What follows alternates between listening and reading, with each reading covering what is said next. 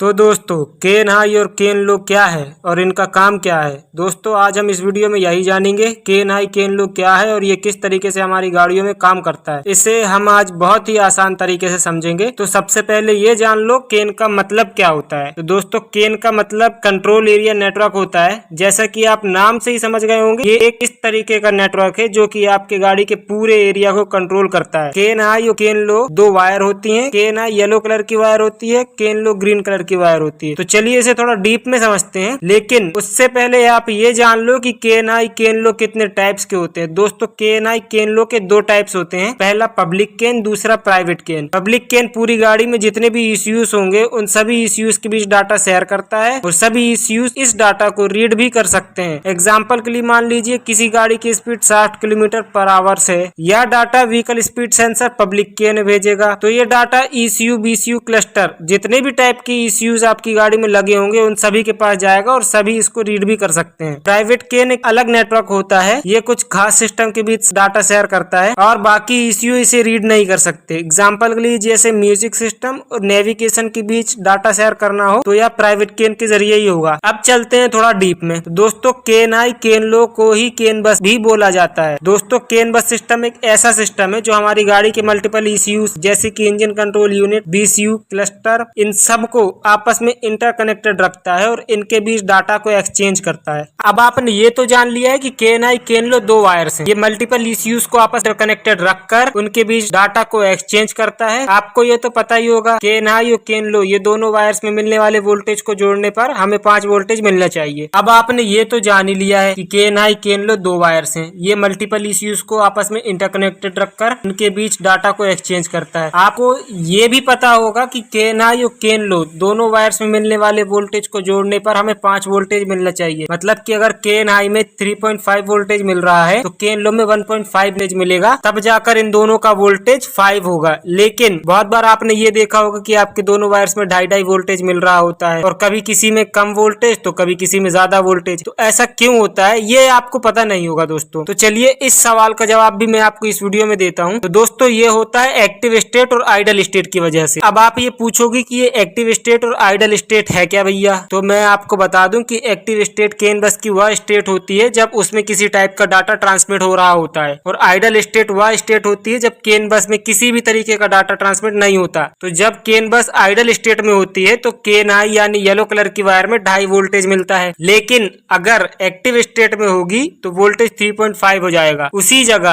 अगर केन लो idle state में रहेगी तो इसका वोल्टेज 2.5 ही रहेगा, लेकिन यह एक्टिव स्टेट में रहेगी तो इसका वोल्टेज 1.5 होगा। इसलिए दोनों वायर्स का वोल्टेज का योग हमेशा 5 वोल्ट होता है। उम्मीद करता हूँ दोस्तों आपको एक्टिव स्टेट और आइडल स्टेट के बारे में अच्छे से समझ आ गया होगा। तो दोस्तों आपके मन में एक सवाल तो आ ही रहा होगा कि भैया केन हाई और केन लो सेंसर्स में भी तो कनेक्टेड रहते हैं, मगर ये तो हमें बस ईसीयू से कनेक्शन बता रहा है। रुको भैया ये भी बता देता हूँ। तो देखो भाई केन हाई केन लो सेंसर्स में भी कनेक्टेड रहती है, लेकिन ये सिर्फ उन्हीं सेंसर्स में कनेक्टेड रहेंगे जिन सेंसर्स से ईसीयू को 2 या 2 से ज्यादा इन्फॉर्मेशन लेनी हो। अब आपके खुरापाती दिमाग में एक और सवाल आएगा कि जब सभी ईसीयूज आपस में कनेक्ट रहते हैं तो किसी पर्टिकुलर सेंसर से भेजा गया डाटा किस ईसीयू के लिए ये केन बस को कैसे पता चलता है। तो भाई देखो केन बस का काम नहीं होता कि एक ईसीयू को पकड़कर उसको इन्फॉर्मेशन दे, वो खुद इन्फॉर्मेशन लेते हैं, उस इन्फॉर्मेशन को अपने एंड तक ले जाते हैं। जिस भी ईसीयू को इन्फॉर्मेशन चाहिए होती है वो उसे ले लेता है। अब ये कैसे होता है। तो भाई हर सेंसर किसी पर्टिकुलर मॉड्यूल को इन्फॉर्मेशन ट्रांसफर करने के लिए तैयार किया जाता है। जब कोई सेंसर किसी ईसीयू को किसी भी तरीके की इन्फॉर्मेशन भेजता है और उस इन्फॉर्मेशन के साथ वह एक मैसेज आइडेंटिफायर भी भेजता है जिससे उस ईसीयू को पता चलता है कि ये इन्फॉर्मेशन मेरे लिए है। अब भाई होता क्या है ना कि हर ईसीयू के पास एक फिल्टर मैकेनिज्म होता है जो इस मैसेज आइडेंटिफायर को रीड करता है और समझता है कि ये इन्फॉर्मेशन मेरे लिए है या नहीं। जिस भी ईसीयू के लिए ये इन्फॉर्मेशन होती है वह उसे रिसीव करता है और जिसके लिए नहीं होती है वह उसे रिजेक्ट कर देता है। अब एक और सवाल, आखिर केन बस में 2 ही वायर क्यों दी जाती है, एक वायर से काम नहीं होता क्या। तो भाई देखो अगर एक वायर का यूज किया जाता और अगर वो टूट जाती, कट जाती या उसे कुछ हो जाता, सारा सिस्टम धरा का धरा ही रह जाता तुम्हारा। केन बस में 2 वायर का यूज इसलिए किया गया है ताकि अगर एक वायर में कोई नुकसान हो तो दूसरी वायर से काम चल सके। एक रीजन ये भी है कि 2 वायर होने से सिग्नल की एक्यूरेसी इंक्रीज होती है। दोनों वायर के बीच में जो वोल्टेज का डिफरेंस होता है उसे ईसीयू रीड करता है, रीड कर सिग्नल को एक्यूरेट तरीके से समझता है। तो भाई इतना समझाने के बाद भी आपके दिमाग में एक और सवाल आएगा कि टर्मिनेटिंग रजिस्टर क्या है और ये केन बस सिस्टम के